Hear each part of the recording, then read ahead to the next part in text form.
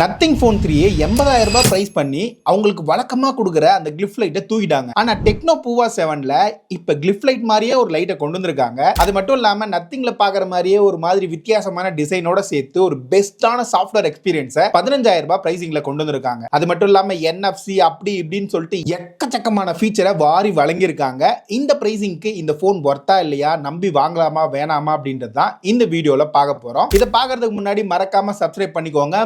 Like பண்ணும்போது அந்த hype பட்டனை மறக்காம தட்டி விடுங்க. நம்ம சேனல் இன்னும் நிறைய பேத்துக்கு ரீச் ஆகிறதுக்கு யூடியூபுக்கு ஒரு பாலமா அது இருக்கும். ஃபர்ஸ்ட் இந்த பாக்ஸ் ஓபன் பண்ணும்போது உள்ள உங்களுக்கு கம்ப்ளீட்டா எல்லா விதமான எக்ஸ்பீரியன்ஸும் கிடைச்சிரும். இதுல உங்களுக்கு ஸ்மார்ட் போனு, சிம் ரிமூவ் பண்றதுக்கான பின்னு, சில paper works, type A to type C cable, 45 வாட்கான சார்ஜிங் அடாப்டர்னு சொல்லி ஒண்ணு விடாம எல்லாமே உள்ளேயே இருக்கு. இப்போ இதை தனியா வச்சுட்டு இதோட டிஸ்பிளே எக்ஸ்பீரியன்ஸ் பத்தி பேசுவோம். இங்க உங்களுக்கு 144 ஹெர்ட்ஸ்க்கான ரிஃப்ரெஷ் ரேட் கொடுத்திருக்காங்க. ஆனா இது ஒரு குறிப்பிட்ட அப்ளிகேஷன்ல மட்டும் தான் ஒர்க் ஆகும். மத்தபடி இதோட டிஸ்ப்ளே சைஸ் நல்லா மேசிவா பெருசா இருக்கு. ஆனா உங்களுக்கு சின்ன வந்து கொஞ்சம் பெருசா இருக்கிற மாதிரி தான் ஃபீல் ஆகுது. இதுல கலர்ஸ் அண்ட் டீடைல்ஸ் வந்து வீடியோஸ் வாட்ச் பண்ணும்போது ஓரளவுக்கு நல்லா இருக்கு. இந்த ரிஃப்ரெஷ் ரேட்டை பத்தி பேசும்போது 120 ஹெர்ட்ஸ்ல ரன் பண்ணும்போது நல்ல ஸ்மூத்தான எக்ஸ்பீரியன்ஸ் கிடைக்குது. சொல்ல போனா ஒரு 13,000 ரூபாய் பிரைஸ் பாயிண்ட்ல இந்த போனோட எக்ஸ்பீரியன்ஸ் நல்லாவே இருக்குன்னு தான் சொல்லணும். அப்புறம் பிரைட்னஸ் லெவலை பத்தி பேசும்போது எனக்கு ஒரு சின்ன பஞ்சாயத்து இருக்கு. இங்க 900 நிட்ஸ் வரலியமான ஹை பிரைட்னஸ் மோட் கொடுத்திருக்காங்க. இன்டோர்ல யூஸ் பண்ணும்போதும் சரி, அவுட்டோர்ல யூஸ் பண்ணும்போதும் சரி, பிரைட்னஸ் லெவல் ஓரளவுக்கு நல்லா இருந்தாலும் ஆட்டோ பிரைட்னஸ் நான் யூஸ் பண்ணும்போது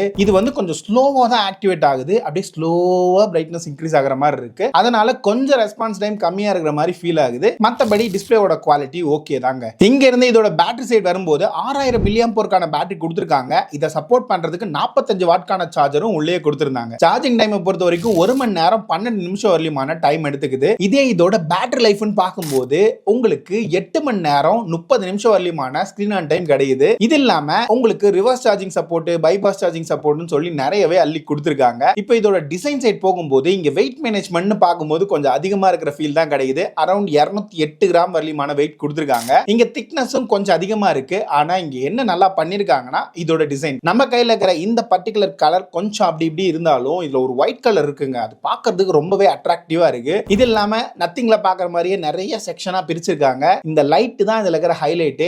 இதுல உங்களுக்கு நிறைய கஸ்டமைசேஷன் ஆப்ஷனும் இருக்கு. ரிங்டோன்லாம் ட்ரிகர் பண்றீங்கன்னு வச்சுங்களேன், ரிங்டோன் கூட நத்திங் மாதிரியே கொஞ்சம் பார்த்து பண்ணிருக்க மாதிரி தான் இருக்கு.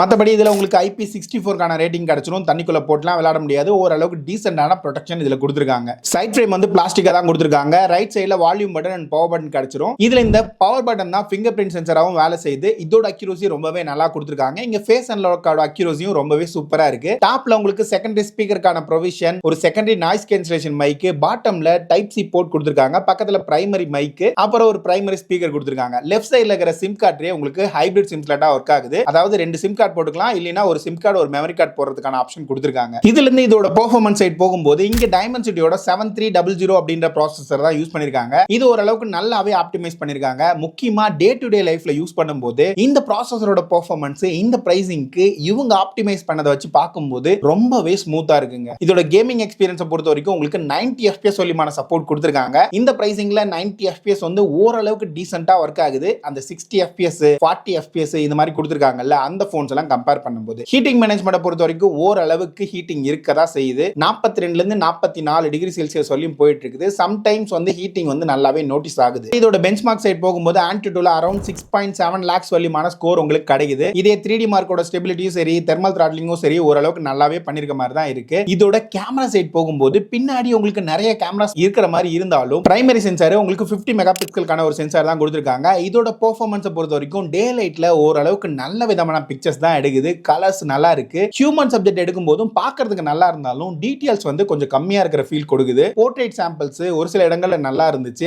ஆனா எட்ஜ் ரிடக்ஷன்ல நிறையவே அவங்க இம்ப்ரூவ் பண்ண வேண்டியதா இருக்கும். ஃப்ரண்ட் கேமரா சைடு வரும்போது உங்களுக்கு 13 மெகா பிக்சலுக்கான சென்சார் கொடுத்திருக்காங்க. இதோட அவுட்புட் வந்து உங்களுக்கு டீசென்ட்டா தான் இருக்கு. வீடியோ சைடு போகும்போது ஃப்ரண்ட் அண்ட் பேக் ரெண்டுலயுமே 4K 30 FPS வரலியமான சப்போர்ட் கொடுத்திருக்காங்க. இந்த பிரைசிங்க்கு இதோட அவுட்புட் எப்படி இருக்குன்றத நீங்களே பார்த்துட்டு சொல்லுங்க. இப்ப கேமரா சைடை விட்டுட்டு மத்த என்ன இருக்குன்னு பார்த்தா இங்க ஸ்பீக்கரா பார்க்கும்போது உங்களுக்கு உங்களுக்கு டுவல் ஸ்பீக்கருக்கான சப்போர்ட் கொடுத்திருக்காங்க. இதோட வால்யூம் அவுட்புட்டும் நல்லாவே இருக்கிற மாதிரி தான் இருக்கு. இது இல்லாம உங்களுக்கு நெட்வொர்க் குவாலிட்டிலையும் பெரிய விதமான குறைகள் இருந்த மாதிரி தெரியல. இங்க ஆண்டனா லேஅவுட்ல நிறையவே மாத்திருக்கிறதா சொல்றாங்க. ஆனா நம்ம ரியல் டைம்ல செக் பண்ணும்போது மத்த ஸ்மார்ட் போன்ஸ் இந்த பிரைசிங்ல இருக்கிற போனை கம்பேர் பண்ணும்போது எனக்கு நெட்வொர்க் குவாலிட்டி ரொம்பவே பெட்டரா இருக்கிற மாதிரி தான் இருந்துச்சு. பெரிய அளவுக்கான கால் டிராப்பும் இல்ல, ரொம்பவே நல்லா பண்ணிருக்காங்க. அது மட்டும் இல்லாம இந்த போன்ல உங்களுக்கு NFC சப்போர்ட் கிடைச்சிரும். இந்த பிரைசிங்ல NFC இருக்கிறது சர்ப்ரைசிங்கா தான் இருக்கு. இதை வச்சு உங்களால கார்ட்லெஸ் பேமெண்ட்டும் ஈஸியா பண்ண முடியும். இதோட சேர்த்து உங்களுக்கு Wi-Fi 6, ப்ளூடூத்ல 5.4 வெர்ஷன் சொல்லிட்டு எல்லாமே ஓரளவுக்கு லேட்டஸ்டா தான் கொடுத்திருக்காங்க. ஸ்டோரேஜ் டைப்பை பொறுத்த வரைக்கும் உங்களுக்கு LPDDR4X RAM கொடுத்து 8GB 128GB வேரியண்ட்டை பேஸா கொடுத்திருக்காங்க. இதுல உங்களுக்கு UFS 2.2ல தான் ரன் ஆகுது. ரீட் அண்ட் ரைட் ஸ்பீட் ஓரளவுக்கு டீசென்ட்டா பண்ணிருக்காங்க.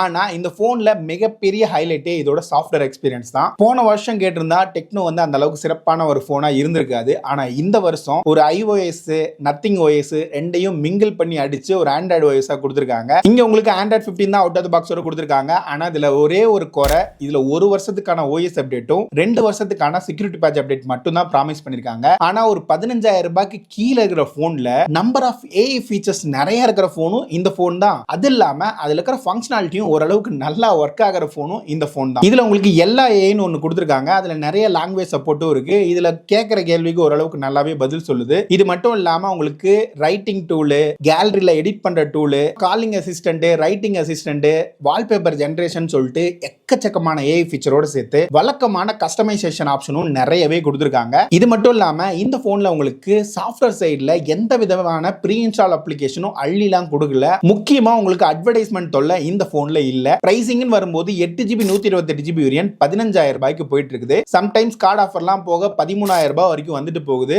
மேபி இன்னும் 2-3 மாசம் கழிச்சு இதே போன் ஒரு 11,000 ரூபாய் 12,000 ரூபாய் வரதுக்கு கூட வாய்ப்புகள் இருக்கு. என்ன கேட்டா இந்த 13,000 ரூபாய் பிரைசிங்க்கு ஒரு வித்தியாசமான போன் ட்ரை பண்ணி பார்க்கணும். எல்லா விதமான ஃபீச்சருமே ஓரளவுக்கு பேலன்ஸா இருக்கணும் அப்படின்னா இந்த டெக்னோ பூவா 7 கண்டிப்பா ஒரு ஆப்ஷனா இருக்கும். இதுல டிஸ்பிளேவோட குவாலிட்டி நல்லா பண்ணிருக்காங்க. 144 Hz ரிஃப்ரெஷ் ரேட் ஒரு சில இடங்கள்ல வேலை செய்யுது. மல்டிமீடியா எக்ஸ்பீரியன்ஸும் நல்லா கொடுத்திருக்காங்க.